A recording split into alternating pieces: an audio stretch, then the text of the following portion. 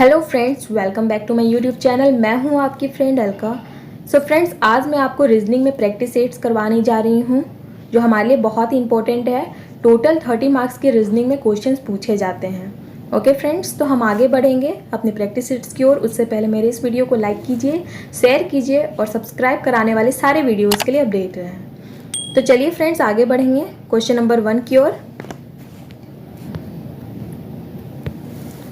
तो प्रतीकों का सही सेट चुने जो दिए गए समीकरण में फिट होगा।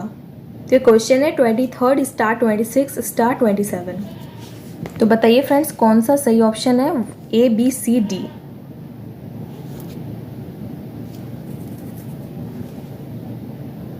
तो राइट आंसर होगा ऑप्शन सी। तो 23 में अगर हम +3 करते हैं तो 26 आएगा। 26 में अगर हम +1 करते हैं तो 27 आएगा। तो यह इस टाइप का क्वेश्चन है। तो राइट आंसर होगा option C. Okay, question number 2। तो एक निश्चित कूट भाषा में क्लॉक को KCLOCK के रूप में लिखा गया है। जब रमेश को उसी कूट भाषा में लिखा जाए तो नए शब्द के पहले और अंतिम अक्षर क्रम से क्या होगा? तो क्लॉक को ये लिखा गया है। तो आइए सॉल्व करते हैं हम। क्लॉक को क्या लिखा गया है फ्रेंड्स? तो KCOLC। तो इसमें बस फर्स्ट और लास्ट को एक्सचेंज कर दिया गया है। तो हमें फर्स्ट और लास्ट के ही क्रम को बताना है। ओके फ्रेंड्स, तो इसमें क्या किया गया? फर्स्ट वो लास्ट कर दिया गया है और लास्ट को फर्स्ट कर दिया गया है। यहाँ को सबको एक्सचेंज कर दिया गया है और जो बीच वाला है उसे सेम टू सेम रखा गया है। तो हम रमेश का क्या करेंगे?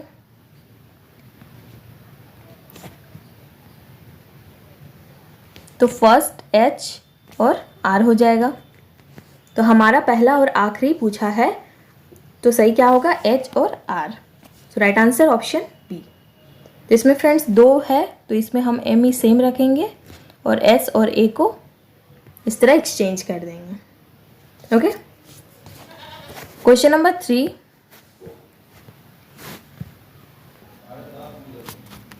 Question number 3। पंक्ति में 30 लड़के हैं। राम का स्थान बाईं तरफ से 18वां तथा श्याम का स्थान दाहिनी तरफ से 14वां है। यदि दोनों मित्र अपना स्थान बदल लेते हैं तो राम का बाईं से कौन सा स्थान होगा? तो आइए फ्रेंड्स सॉल्व करते हैं। तो एक लाइन है जिसमें ये हो गया लेफ्ट और ये हो गया राइट। इसमें राम का स्थान बाईं तरफ से कितना है? 18 राम, और इसका राइट दाहिनी तरफ से है 14वां श्याम का।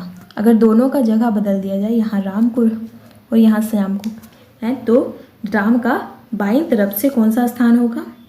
तो फ्रेंड्स, इस टाइप के क्वेश्चंस को हम कैसे सॉल्व करते हैं?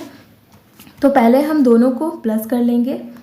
18 और 14 टोटल होता 32, -1 आ जाएंगे 31, और इसे 14 से हम सब्ट्रैक्ट कर लेंगे तो आएगा 17। तो राइट आंसर होगा ऑप्शन डी 17। ओके, 14 है क्योंकि राम का जो बाद में एक्सचेंज हुआ है पोजीशन वो 14 है, तो 14 उसे माइनस कर देंगे हम, तो राइट आंसर आ जाएगा। Okay, question number 4। यदि 2 हर्स 16 इक्वल टू 8, 8 हर्स 8 इक्वल टू 1 एंड 6 हर्स 12 into equal to 2, so find the solution. 12 हर्स 44 इक्वल टू वॉट? अगर 2 को क्या करेंगे जिससे 8 आएगा? तो अगर हम 2 को डिवाइड करते हैं 16 से तो 8 आएगा। ओके, 16 को 2 से डिवाइड करेंगे तो 8 आ जाएगा। 8 को 8 से डिवाइड करेंगे तो 1 आ जाएगा। 6 को 12 से डिवाइड करेंगे तो 2 आ जाएगा। ओके, तो अगर हम 12 को डिवाइड करेंगे 144 से कितना आएगा? 12, और 12 का स्क्वायर भी होता है 144। राइट आंसर होगा बी 12। Question number 5। श्रृंखला को पूरा करें। ये मिसिंग नंबर सीरीज़ है। ये काफ़ी क्वेश्चन पूछे जाते हैं मिसिंग और रॉन्ग नंबर सीरीज़ में, तो ये इंपॉर्टेंट हो गए, बहुत ज़्यादा हार्ड नहीं होते फ्रेंड्स। मैं आपको एक बात बताना चाहूँगी कि रीजनिंग बहुत अच्छा सब्जेक्ट है, बहुत ही मज़ेदार सब्जेक्ट है। अगर आप बेसिक फाउंडेशन के सीख जाते हैं, आप पढ़ लेते हैं, अगर आपको समझ में आती है तो आपको बनाने में बहुत ही मज़ा आएगा और वो ये काफ़ी स्कोरिंग सब्जेक्ट होता है। ओके,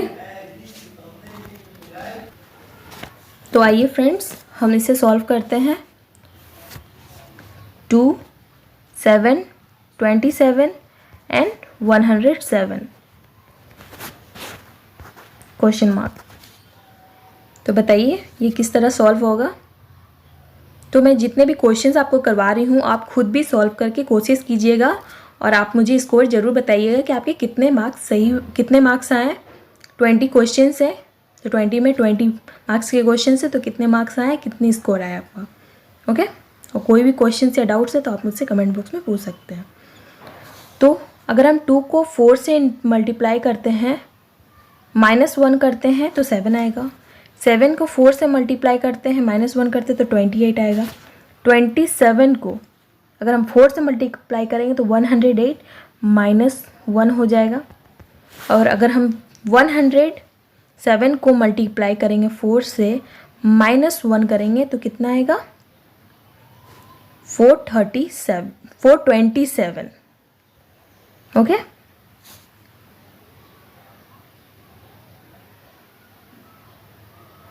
तो राइट आंसर क्या होगा, option D 427। Okay friends, question number 6, 0.01, 0.001। तो बताइए 0.05 के बाद क्या आएगा, ए, बी, सी या डी। तो 0.01 का हम स्क्वायर करते हैं तो 0.001 आता है। डबल जीरो का 4 डबल हो जाता है और 1 का 1 ही होता है। तो अगर हम 0.05 का करेंगे तो इसमें आएगा 0.0025। 5 का स्क्वायर होता है 25, इसीलिए। Okay, so right answer option B.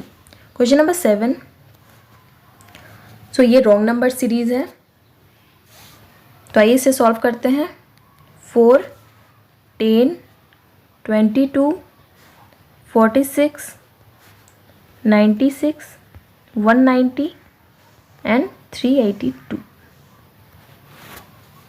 जो किस टाइप का क्वेश्चन है, इसमें हमें रॉन्ग नंबर सीरीज पता करना है कि गलत कौन सा नंबर है। सो फ्रेंड्स ये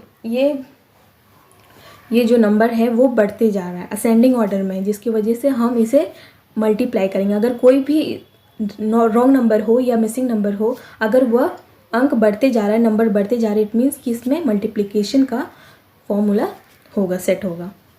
तो इसमें हम करते हैं 4 × 2 + 2 तो 10 हो जाएगा। 10 × 2 + 2 22 हो जाएगा। 22 × 2 44 + 2 हो जाएगा 46। 46 × 2 कितना होता है फ्रेंड्स, और +2 तो बताइए 46 × 2 होता है 92 और +2 होगा 94। तो रॉन्ग आंसर कौन सा है, 96 रॉन्ग है। आइए आगे चेक करते हैं। अगर 94 × 2 करते हैं +2 करते हैं तो कितना आएगा, 188 आ रहा है। +2 करेंगे तो 190। देखिए आगे फॉलो हो रहा है ये पैटर्न। तो रॉन्ग नंबर कौन सा होगा, तो 96। ओके, तो फ्रेंड्स बहुत हार्ड तो क्वेश्चंस नहीं आते हैं। रॉन्ग नंबर में भी, मिसिंग नंबर में भी नॉर्मल सा पैटर्न होता है, मल्टीप्लाई करने का, प्लस करने का। कोई स्क्वायर्स होते हैं, क्यूब्स होते हैं, तो इस तरह के क्वेश्चंस आते हैं। बहुत ज़्यादा हार्ड नहीं पूछा जाता, तो आप टेंशन मत लीजिएगा, अच्छे से प्रिपरेशन कीजिए। Question number 8, Bihu, Assam, Onam dash, A, B, C या डी। तो बिहू एक फेस्टिवल होता है जो असम में मनाया जाता है, असम में। तो ओनम भी एक फेस्टिवल है। तो ओनम कहाँ मनाया जाता है, कर्नाटक में, केरल में, राजस्थान और जम्मू कश्मीर। तो ओनम केरल में मनाया जाता है, ठीक है। तो बिहू एक फेस्टिवल जो असम में मनाया जाता है और ओनम केरल में मनाया जाता है। So right answer option B. Question number 9, Ramesh और मोहन एक निश्चित स्थान से चलना प्रारंभ करते हैं। रमेश उत्तर की ओर 4 किलोमीटर चलकर दाहिने घूमता है और 5 किलोमीटर तक जाता है। मोहन पश्चिम की ओर 6 किलोमीटर चलकर दाहिने मुड़ता है और 4 किलोमीटर चलता है। अब एक दूसरे से कितनी दूर है।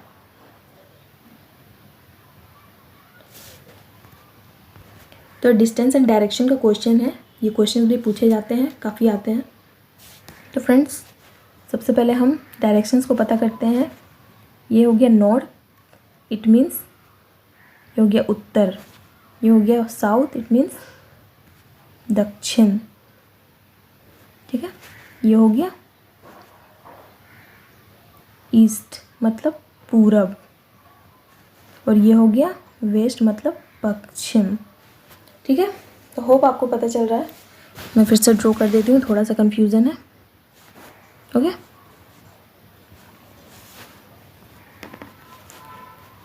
ये उत्तर हो गया, ये दक्षिण हो गया, ये पूरब हो गया, और ये पश्चिम हो गया। It means north, south, east, west. तो डायरेक्शंस हमें पता होना बहुत ज़रूरी होता है, इससे हम इजीली सॉल्व कर पाते हैं। तो आइए पढ़ते हैं। तो रमेश और मोहन जो एक निश्चित स्थान से स्टार्ट करता है, वो एक ही जगह से चलना स्टार्ट करता है। रमेश उत्तर की ओर 4 किलोमीटर, सपोज ये यहाँ से रमेश और मोहन दोनों स्टार्ट करेगा, तो उत्तर की ओर जा रहा है। उत्तर कहाँ है? ऊपर की ओर। तो उत्तर की ओर जाएगा, 4 किलोमीटर चलता है, चलकर दाहिना मुड़ता है। ये हो गया लेफ़्ट, ये हो गया राइट, मतलब दाहिना। तो दाहिना चलेगा और 5 किलोमीटर तक जाता है। चलिए 5 किलोमीटर तक जाता है। कौन जाता है? तो रमेश जाता है। अब मोहन चलेगा, मोहन अभी यही है। मोहन पश्चिम की ओर जाता है। पश्चिम किधर हो गया? इधर। पश्चिम मतलब वेस्ट। पश्चिम जाता है, 6 किलोमीटर तक चलता है, चलकर दाहिने मुड़ता है। अगर डायरेक्शन इधर है तो दाहिना किधर होगा? राइट किधर होगा? ऊपर की ओर। वो 4 किलोमीटर चलता है, ठीक है। तो अब दोनों एक दूसरे से कितनी दूरी पर है? तो फ्रेंड्स दोनों का डिस्टेंस कितना है? तो यहाँ से यहाँ तक ये 6 है और ये 5 है, तो टोटल कितने दूरी पर वो? 6, 5, 11। तो ये 11 किलोमीटर दूरी पे है। ओके फ्रेंड्स, होप आपको समझ में आ रहा है क्वेश्चंस। आगे बढ़ते हैं क्वेश्चन नंबर 10 की ओर।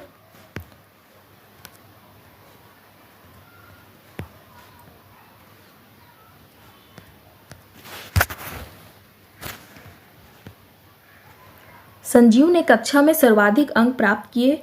राहुल ने निर्भय से ज़्यादा लेकिन समीर से कम स्कोर किया। अर्पित ने राहुल से अधिक स्कोर किया।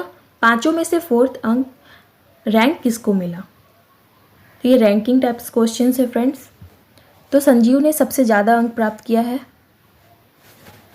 ओके, एक सेकेंड जस्ट होल्ड कीजिएगा।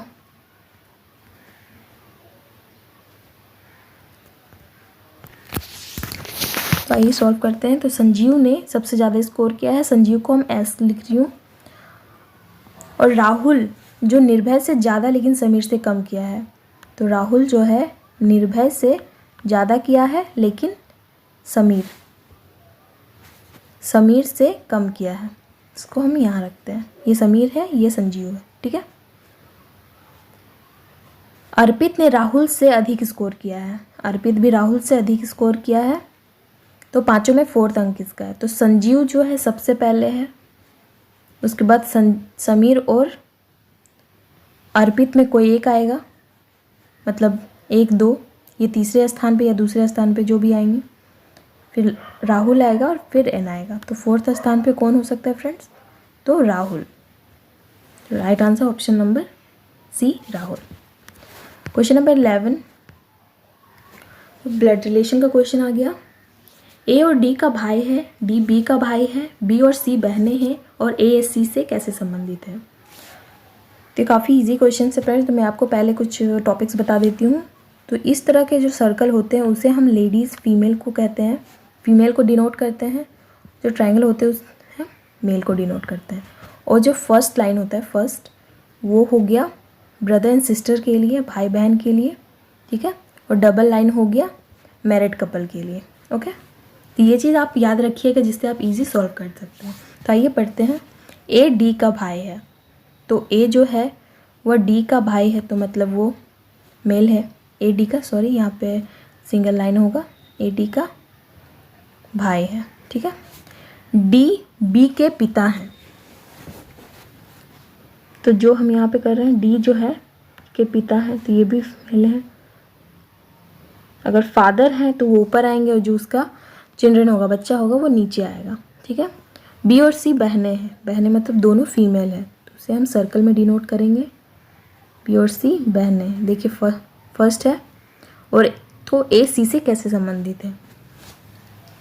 तो बी और सी बहनें हैं, इसका मतलब कि वह डी के बेटियां हैं और ए डी का भाई है। तो इसका मतलब सी से कैसे है? तो ए डी सी का चाचा लगेगा। ठीक है फ्रेंड्स, तो right answer option D. Question number 12, अंग्रेजी वर्णमाला के अल्फ़ाबेट्स को संख्याओं से लिखा जाता है तो निम्न में से कौन सा वर्णमाला के 5 शब्दों को के योग 51 होंगे? तो ये पास दिया गया है अल्फ़ाबेट्स, जिसे हमें काउंट करना है और बताना है कि 51 किस में आएगा। तो फ्रेंड्स, मैंने इसमें पहले मैं सबसे आपको पहले बताना चाहूँगी कि इस तरह के क्वेश्चंस को हमें तो ऐड ही करना पड़ेगा, लेकिन उसके लिए हमें हर अल्फ़ाबेट्स के नंबर को पता रहना चाहिए। तो मैं आपको एक बात बताती हूँ, अगर आप अल्फ़ाबेट्स के नंबर को याद करते हैं तो बहुत ही अच्छा है, लेकिन अगर जो याद नहीं कर पाते हैं तो मैं एक बताती हूँ, A B C D E H I J K L M N O P Q R S T U V W X Y and Z। तो अब हम नंबरिंग करते जाएंगे, 1 2 3 4 5 6 7 8 9 10 11 12 13 14 15 16 17 18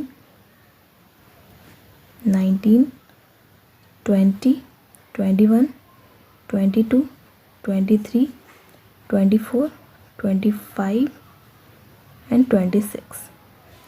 तो इस तरह आप नोट कर सकते हैं फ्रेंड्स। आपको एग्जामिनेशंस में भी जो पहले टाइम मिलेगा तो आप इस तरह नोट कर सकते हैं, इसमें कोई भी प्रॉब्लम नहीं है। इससे आप इजीली सॉल्व कर सकते हैं जिस किसी को भी नंबरिंग याद नहीं हो पाता। और नंबरिंग याद है तो बहुत ही अच्छा है, एज गुड एज जैसा आप कर सकते हैं। और इसी तरह सेम निकालना, A to M पहले लिखना है, right to left to right, then and start करना है राइट टू लेफ्ट में जेड तक। ओके, और इस तरह नंबरिंग देना है जिससे आप इजीली कोई भी अर्थमेटिक सीरीज़ को, अल्फ़ाबेटिकल सीरीज़ को सॉल्व कर सकते हैं। तो आइए हम देखते हैं कि कौन सा वर्ड होगा। तो AEIOT, ए का है फर्स्ट 5, ई का 6 हो गया, 15 हो गया, 15 16 21 एंड टी 41 और आई का 9 हो गया, तो मतलब 50। तो ये नहीं होगा, गलत हो गया। AIOEG का देखते हैं, 1 और 9 10 15 25 एंड 5 30 एंड जे कहाँ हो गया, 30 एंड तो 40, ये भी नहीं होगा। AOUEH, फर्स्ट एक 1 हो गया, 1 ओ का 15 16 हो गया, 16 प्लस 5 21 प्लस 21 42 प्लस H 8, तो ये भी 50 हो गया। तो मतलब राइट आंसर यही होगा। तो आइए इसे ऐड करते हैं। A1 I हो गया 10 9 10 हो गया, 15 25 प्लस 5 50 एंड U 21, तो टोटल 51 इसका योग होगा। ओके फ्रेंड्स, तो आप इसे नोट डाउन कर लीजिए और इसी तरह आपको करना है। जब भी आप सॉल्व करेंगे या एग्जामिनेशन में आपको टाइम मिलेगा, जो आपको पेपर मिलेंगे, तो आप उसे पहले ऐड कर लीजिएगा, इससे आप इजी सॉल्व कर सकते हैं।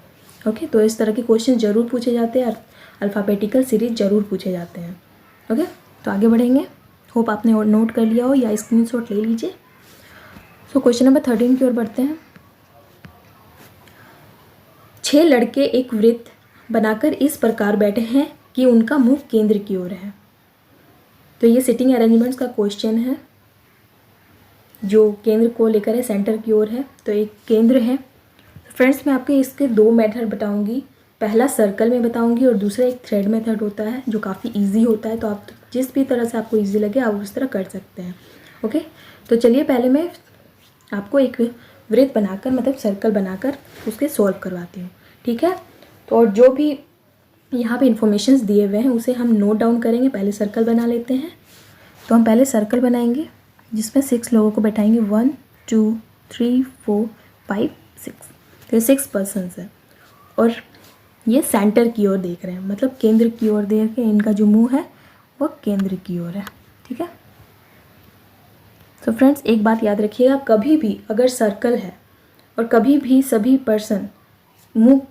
का मुंह केंद्र की ओर है, तो जब आर लेफ्ट राइट होता है वो एंटी क्लॉकवाइज होता है। एंटी क्लॉकवाइज मतलब इधर से इधर तक, ठीक है।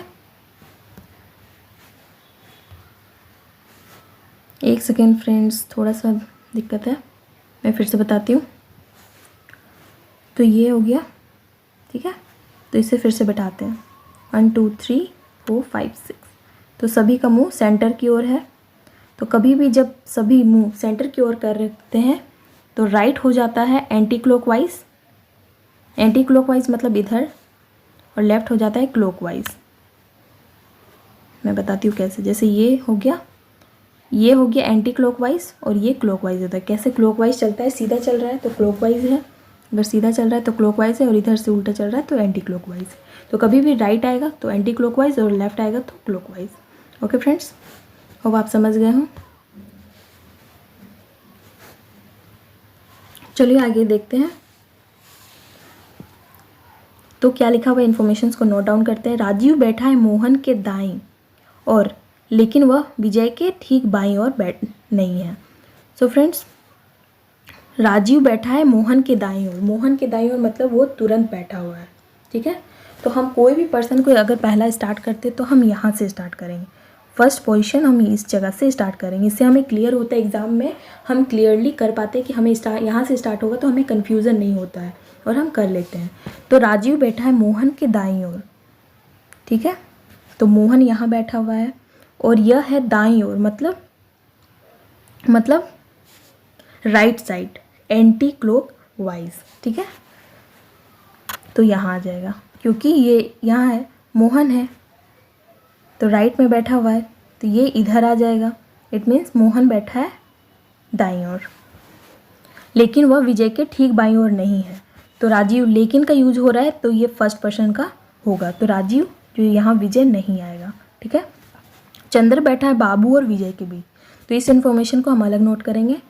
चंद्र बैठा है, चंद्र को सीख कर रही हूँ डिनेट, और बाबू और विजय, और किधर आएंगे ये हमें अभी कंफर्म नहीं है। अजय बैठा है विजय की बाईं ओर। अजय जो बैठा है विजय की बाईं ओर बैठा है। बाईं ओर मतलब हो गया क्लॉकवाइज डायरेक्शन में। ओके फ्रेंड्स, तो विजय यहाँ नहीं आ सकता और हम चंद्र को इन दोनों में से कोई जगह पर बैठाएंगे, इन दोनों में से कोई एक जगह पर बैठाएंगे, ठीक है, जिसकी वजह से बी और वी के वह बीच में रहेगा। यहाँ वी आ नहीं सकता, और जो अजय है वह विजय की बाईं ओर है फ्रेंड्स।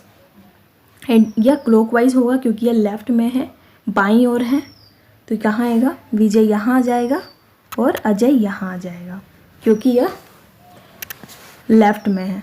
तो देखिए, अजय बैठा है विजय की बाईं ओर, अजय जो बैठा है विजय की बाईं ओर बैठा है, तो यह क्लॉकवाइज में घूम रहा है, ठीक है। अब आपको आंसर, तो यह विजय आ गया, चंद्र यहाँ आ जाएगा और बाबू यहाँ आ जाएगा, ठीक है फ्रेंड्स।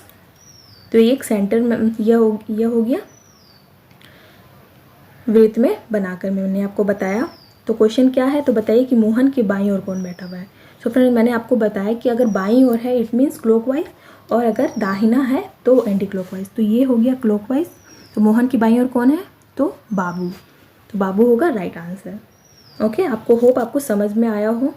और मैं आपको अब थ्रेड मेथड बताने जा रही हूँ। तो थ्रेड मेथड के बारे में आपको ये बताना चाहूँगी फ्रेंड्स कि ये एक स्ट्रेट लाइन होता है जो सर्कल होता है, वृत्त होता है, उसे हम बीच में ब्रेक कर देते हैं, उसे तोड़ देते हैं और एज अ थ्रेड के रूप में उसे कर लेते हैं, जिसमें कोई किनारा नहीं होता है।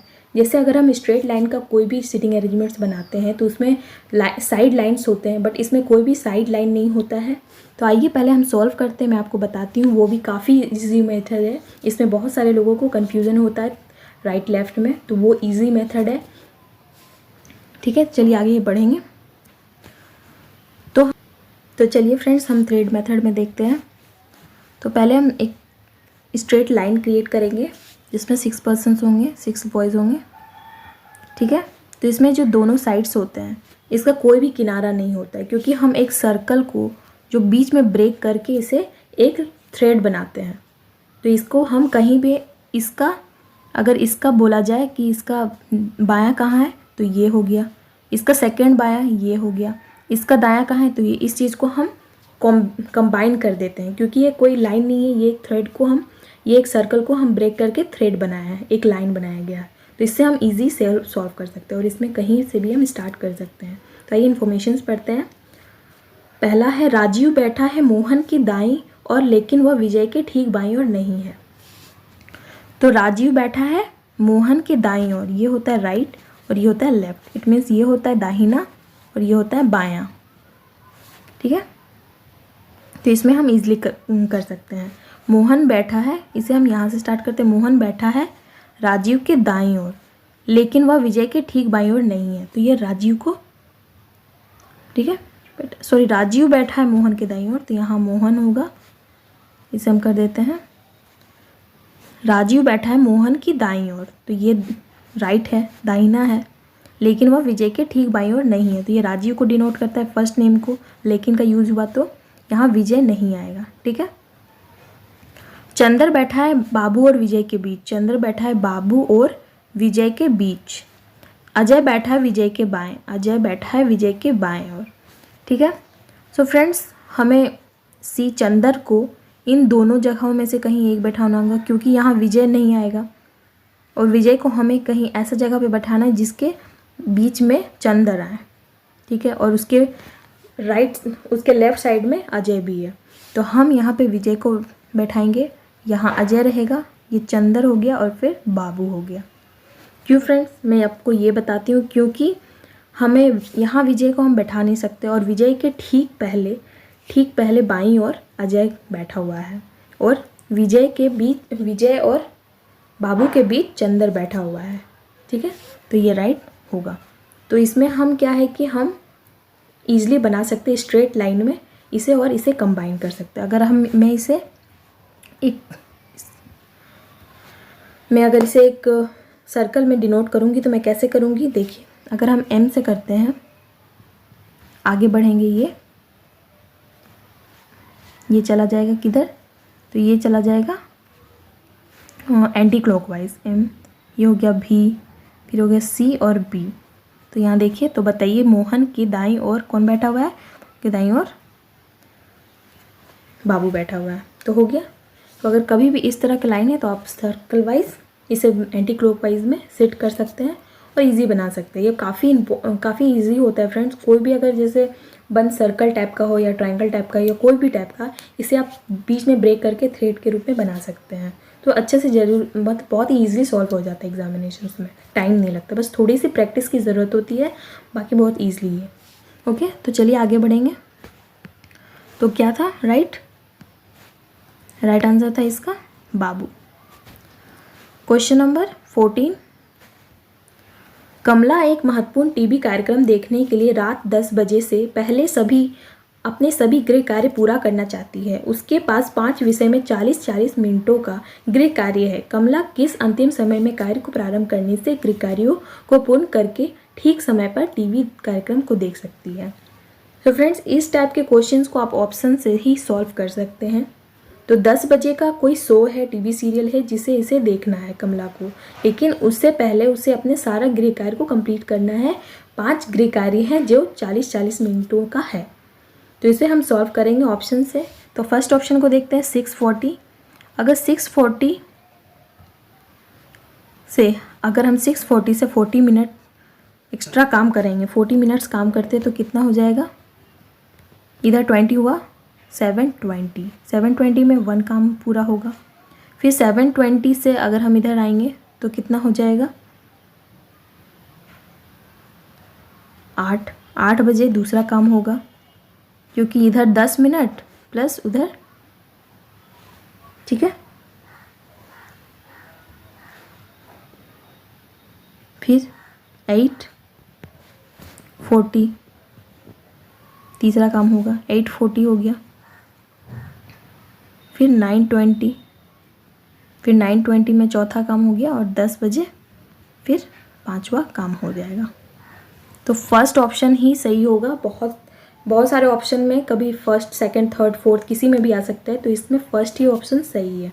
तो इस तरह के क्वेश्चंस को आप ऑप्शन से ही कर सकते हैं, बिना ऑप्शन के ये क्वेश्चन सॉल्व नहीं हो पाएंगे। ओके फ्रेंड्स, तो आप अपना थोड़ा सा दिमाग लगाकर क्वेश्चन को सॉल्व कर सकते हैं। चलिए फ्रेंड्स आगे बढ़ेंगे।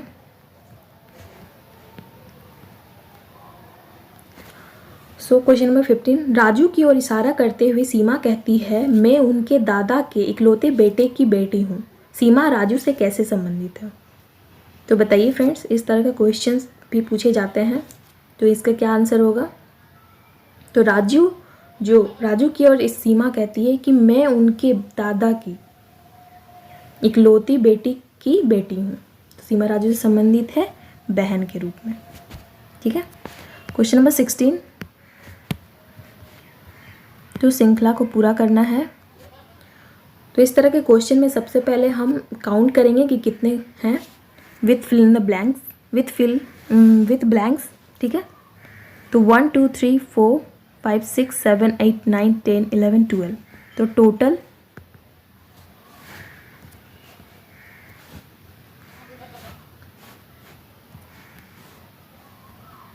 तो टोटल 12 अल्फ़ाबेट्स है जिसमें हमें फिल करना है। तो 12 जो है वो किस किस से डिविजिबल है? तो 2 से भी है, 3 से भी है, 4 से भी है, 6 से भी है। ठीक है। तो हम 2 से नहीं करेंगे, इसे हम 3 से करते हैं। इसे 3 से हम डिवाइड कर देंगे। ठीक है। तो 3 से करेंगे तो R dash P dash Q dash R dash P। तो देखिए फ्रेंड्स, ईजिली पता चल रहा है कि बीच में Q आ रहा है। तो हम अगर यहाँ पे Q करते हैं तो R और ये हो गया P, फिर यहाँ पे हो गया Q। तो बहुत इजी समझ में आ गया, बहुत ठीक है। तो फर्स्ट में Q है, R P Q। तो राइट आंसर होगा ऑप्शन B। इस टाइप के क्वेश्चन को इसी तरह सॉल्व किया जाता है। पहले हम काउंट करेंगे, फिर उसमें जो नंबर आएंगे उसे डिविजिबल कितने में होंगे उसके हिसाब से हम उसे डिवाइड करके सॉल्व कर सकते हैं इजली। क्वेश्चन नंबर 17, आप सॉल्व कीजिएगा फ्रेंड्स, अपने से खुद से कोशिश कीजिएगा। पेन पेपर लेकर बैठिए और सारे क्वेश्चंस को कोशिश कीजिए पॉज करके, और आप ज़रूर बताइएगा कि आप कितने सही किए। सो श्रृंखला को पूरा करना है।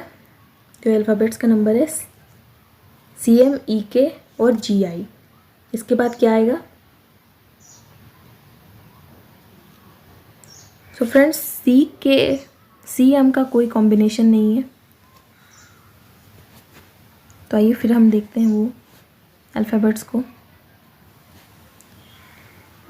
F G H I J K L M N O P Q R S T U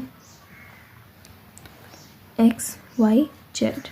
1 2 3 4 5 6 7 8 9 10। ये तो सिर्फ अल्फ़ाबेट्स है, इसमें नंबरिंग मैं नहीं करती। ओके। तो C और M का कोई कॉम्बिनेशन नहीं है। E और K का हाँ प्लस माइनस का हो सकता है, बहुत ही ज़्यादा डिफरेंस है। तो इसमें हम क्या करेंगे? C से E इट मीन्स प्लस होगा 1, E से G प्लस होगा 1। तो G से अगर हम 1 करते हैं तो आएगा I। तो I हमारे पास 2 है, दिस वन। सेकेंड लेटर को क्या है? M से K। तो फर्स्ट लेटर वो असेंडिंग ऑर्डर में आ रहा है +1, और जो लास्ट लेटर है वो डिसेंडिंग में है -1 करके आ रहा है। फिर K से 1 I आ जाएगा, और I से फिर G आ जाएगा -1। तो राइट आंसर होगा सेकेंड, I और G। Okay. Question number 18 syllogism का क्वेश्चन है। तो आइए सॉल्व करते हैं। कथन दिए हुए हैं, कुछ कपड़े सफ़ेद हैं, कुछ जो कपड़े हैं क्लॉथ्स वह वाइट है, कुछ सफ़ेद झंडे हैं, कुछ वाइट जो है वो फ्लैग है, और कोई भी झंडा सीधा नहीं है, कोई भी फ्लैग जो है वो स्ट्रेट नहीं है। ओके। तो निष्कर्ष क्या है? तो कोई कपड़ा सीधा नहीं है, कपड़ा यहाँ है, ये स्ट्रेट यहाँ है, तो कोई कॉम्बिनेशन नहीं है, नहीं पता, कंफर्म नहीं है। कुछ सफ़ेद सीधे हैं, वाइट यहाँ बिल्कुल भी नहीं, कुछ समझ में नहीं आया। कुछ झंडे कपड़े हैं, कोई कॉम्बिनेशन नहीं, क्योंकि इसका कोई मेल ही नहीं है। तो राइट आंसर क्या होगा? ऑप्शन डी कोई भी अनुसरण नहीं करता है। ठीक है। Question number 19, A P x S R और जेड एक पंक्ति में बैठे हैं, बीच में एस और जेड बैठे हैं, ए और पी साइड में है, आर ए के बाईं ओर बैठा है और पी के दाईं ओर कोना बैठा है। तो ये भी एक सीटिंग अरेंजमेंट का क्वेश्चन है, तो आइए इसको सॉल्व करेंगे। तो इसमें साइड्स होते हैं फ्रेंड्स, इसमें कितने टोटल हैं, इसमें भी 6 पर्सन्स हैं। ठीक है। तो इसमें साइड्स होते हैं, जो इसमें होता है ये हो गया राइट, ये हो गया लेफ्ट, ये हो गया राइट। तो बीच में एस और जेड बैठा हुआ है, बीच में एस और जेड बैठा हुआ है, तो इसमें हम दो लेंगे क्योंकि एस और जेड कहाँ बैठा हुआ हमें कंफर्म नहीं है। तो इसी के लाइन के ऊपर हम देखेंगे, एक एस यहाँ बैठा है, एक एस यहाँ बैठा है। ठीक है। ए और पी साइड में है, मतलब ए और पी जो है साइड में है, लेकिन कौन है नहीं पता। आर ए की बाईं ओर है फ्रेंड्स, आर जो है ए की बाईं ओर है, उसके लेफ्ट ओर है। सो फ्रेंड्स आर और पी जो साइड में बैठे हैं, अगर मैं यहाँ ए को लेती हूँ तो मैं आर को यहाँ नहीं ले पाऊँगी, तो हमें यहाँ ए को लेना होगा, आर यहाँ होगा, पी यहाँ हो जाएगा और लास्ट एक्स यहाँ हो जाएगा। ओके, तो ये सही कॉम्बिनेशन होगा। तो पी के दाईं ओर कौन बैठा हुआ है, तो पी के दाईं ओर एक्स बैठा हुआ है, तो राइट आंसर होगा ऑप्शन बी। क्वेश्चन नंबर 20 और लास्ट क्वेश्चन, ये भी सिलोजिज्म है। तो सभी लैंप हुक है, सभी लैंप जो है हुक है, कोई हुक रंगीन नहीं है। तो निष्कर्ष देखते हैं, कुछ लैंप रंगीन है, लैंप यहाँ है, रंगीन यहाँ है, कोई ये नहीं, बिल्कुल भी नहीं होगा। कोई हुक रंगीन नहीं है, ये तो लिखा हुआ है क्लियरली, कोई भी हुक रंगीन नहीं है, तो राइट आंसर होगा ऑप्शन बी, केवल 2। ओके फ्रेंड्स, तो ये 20 क्वेश्चंस कंप्लीट हो गए। होप सारे क्वेश्चंस बहुत ही इंपॉर्टेंट है, आपको समझ में आए और आप अपने से खुद से सॉल्व करके देखिएगा ये सारे क्वेश्चंस को। ओके फ्रेंड्स, तो फिर अगली वीडियो में और सारे इंपॉर्टेंट क्वेश्चंस के साथ हम मिलेंगे। तो अगर आपको ये मेरी वीडियो अच्छी लगे तो प्लीज़ लाइक कीजिए, शेयर कीजिए और आने वाले सारे वीडियोज़ के लिए सब्सक्राइब करना ना भूलें। ओके फ्रेंड्स, तो आप अपना ख्याल रखिए, अपने पेरेंट्स का ख्याल रखिए। Thank you.